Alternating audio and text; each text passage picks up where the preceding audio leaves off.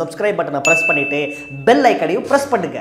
இப்பொழுது அடுத்ததாக உங்களிடத்திலே உரையாற்ற வரப்போகிறவர் திருமிகு பூச்சி செல்வம். வெறும் வார்த்தை அல்ல, பூச்சி வல்லுனர் என்பார்கள்.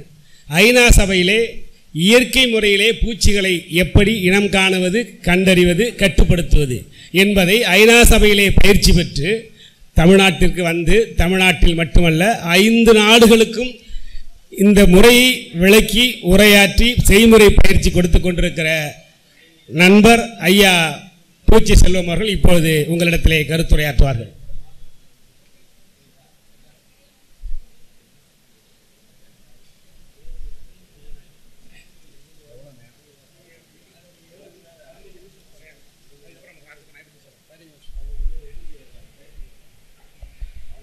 இந்த சிறப்பு வாய்ந்த சீர்காழி மாநகரில் விதை திருவிழா 2017 நடத்தி கொண்டிருக்கும் நலம் பாரம்பரிய அறக்கட்டளை நிர்வாகத்திற்கும் இந்த நிகழ்ச்சிக்கு சிறப்பாக வருகை தந்திருக்கும் சிறப்பு விருந்தினர்களுக்கும் மாலையில் என்னுடன் இந்த நிகழ்ச்சியில் பங்கேற்க இருக்கும் நெல் ஜெயராமன் அவர்களுக்கும் திரு பாமையன் அவர்களுக்கும் தமிழக அனைத்து விவசாயிகள் சங்க தலைவர் திரு PR பாண்டியன் அவர்களுக்கும் இந்த நிகழ்ச்சிக்கு சிறப்பு விருந்தினராக வருகை தர இருக்கும் அறிவியல் நகரம் துணைத் தலைவர் உயர் திரு சகாயம் அவர்களுக்கும் திரளாக கூடியிருக்கும் விவசாயிகளுக்கும் முதற்கண் என்னோட மதிய வணக்கம்.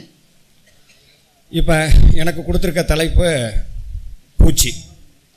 நம்ம எல்லாருக்குமே தெரியும், வயலில் இந்த ஏரியாங்கிறது சீர்காழி, இந்த திருவிழாங்கிறது நெல் திருவிழா. நெல் திருவிழாவில் நெல்லில் நம்ம சாப்பிடக்கூடிய உணவுப் பொருள் நம்மளோட பண்பாட்டில் கலந்து நம்ம 3 வேளையும், அது இட்லியாக இருக்கட்டும், தோசையாக இருக்கட்டும், பணியாரமாக இருக்கட்டும், எதாக இருக்கட்டும், எல்லாத்துலேயும் அரிசி ஒரு முக்கிய தேவை. ஆனால் அந்த அரிசியை உணவு இல்லாமல், அந்த அரிசி உணவை நஞ்சு இல்லாமல் உற்பத்தி பண்ணுறோமா? நம்ம நெல் வயலில் பூச்சியை பார்த்தோன்னே நம்மால் எங்கே போய் நிற்கிறான்? மருந்து கடையில் போய் நிற்கிறாங்க. வாங்குகிற டப்பாவுக்கு என்ன சொல்லி வாங்குறாங்க? பூச்சி மருந்துன்னு சொல்லி வாங்குறாங்க. பூச்சி மருந்துன்னு சொல்கிற வாங்குகிற அந்த டப்பா பூச்சியை மட்டும்தான் கொல்லணும். அதுக்கு பேர் பூச்சி மருந்து டப்பான்னு தான் உங்களுக்கு சொல்லி விற்கிறான். பூச்சியை மட்டும்தான் கொல்லணும். தெரியாமல் 2 சொட்டை நீங்கள் குடிச்சிங்க, நீங்கள் அவுட்டு. தெரியாமல் 2 சொட்டு கழனி தண்ணியில் விழுந்துச்சு, ஆடு மாடு அவுட்டு. தெரியாமல் 2 சொட்டு அரிசி தவிட்டில் விழுந்துச்சு, கோழி அவுட்டு. தெரியாமல் 2 சொட்டு மண்ணில் விழுந்துச்சு, மண்ணில் இருக்கிற ஜீவராசியும் அவுட்டு. அப்போ அதுக்கு சரியான வார்த்தை என்னது? உயிர்கொல்லி. உசுரோடு இருக்கிற எல்லாத்தையும் போட்டு தள்ளுற உயிர்கொல்லி. ஆனால் என்ன சொல்லி வைக்கிறோம்? பூச்சி மருந்துன்னு சொல்லி வைக்கிறோம். எதுக்காக? விவசாயி அப்போ தான் அதை உயிர்கொல்லின்னு விஷம்னு தெரியாமல் ரொம்ப ஈஸியாக பயன்படுத்துவார். அப்படிப்பட்ட அந்த உயிர்கொல்லியை விஷமாகிய அந்த பூச்சி மருந்தை தெளித்து நம்மளால் 100% பூச்சியை கட்டுப்படுத்த முடிஞ்சிருக்கா? ஒரு நெல் விவசாயத்தில் ஒரு பருவத்தில் குறைஞ்சபட்சம் 3 ரவுண்ட் 4 ரவுண்டு அடிக்கிறோம். அட்லீஸ்ட் 2 ரவுண்டு அடிக்கிறோம். 2 ரவுண்டு அடிக்காமல் நம்ம விவசாயம் பூச்சி மருந்து அடிக்காமல் பூச்சியை கண்ட்ரோல் பண்ண முடியாது. அதுதான் நம்ம மனசில் ஏற்படுத்தப்பட்டு இருக்கிற தாக்கம். ஆனால் நம்ம அடித்த பூச்சி மருந்து 100% பூச்சியை கொண்டுருச்சா? அதுதான் என்னோட கேள்வி. வயலில் விவசாயி இன்னைக்கு போகிறாரு, காலையில் பார்க்குறாரு, 100 பூச்சியை பார்க்குறாரு, ஆளறி அடிச்சுட்டு கடைக்கு ஓடுறாரு, பூச்சி மருந்தை வாங்குறாரு, கொண்டு வந்து தெளிக்கிறாரு. அடுத்த நாள் வயலுக்கு போகிறாரு. என்ன நடக்கும்னு நினைக்கிறீங்க?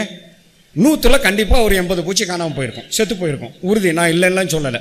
80 பூச்சி செத்த உடனே அவருக்கு பயங்கர சந்தோஷமாக இருக்கும். நான் வாங்கிட்டு வந்த மருந்து நல்லா வேலை செஞ்சுருக்குது, பயிரை காப்பாற்றிட்டேன். ஆனால் உண்மை நிலம் அதுதான். அடுத்த 10 நாள் கழித்து அதே வயலில் என்ன இருக்கும்? திருப்பி அதே 100 பூச்சி. எப்படி? 100க்கு 80 பூச்சியை காலி பண்ணியாச்சு. அதே 10 நாள் வயல், அதே 10 நாள் கழித்து திருப்பி 100 பூச்சி. என்ன விஷயம்?